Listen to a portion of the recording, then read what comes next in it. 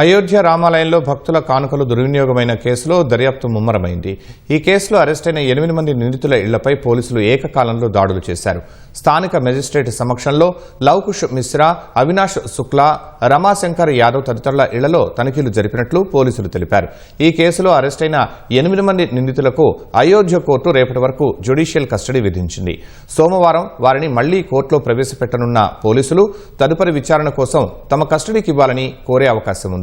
ఈ నెల మొదట్లో ఆలయ నిధుల దుర్వినియోగంపై ఆరోపణలు రావడంతో యూపీ సర్కార్ 3 అధికారులతో ప్రత్యేక దర్యాప్తు బృందాన్ని ఏర్పాటు చేసింది. సిట్ ఇచ్చిన ప్రాథమిక నివేదిక ఆధారంగా పోలీసులు కేసు నమోదు చేసి 8 మందిని అరెస్టు చేశారు. వారంతా రామాలయానికి విరాళంగా వచ్చే డబ్బు, విలువైన వస్తువులను లెక్కించేవారు.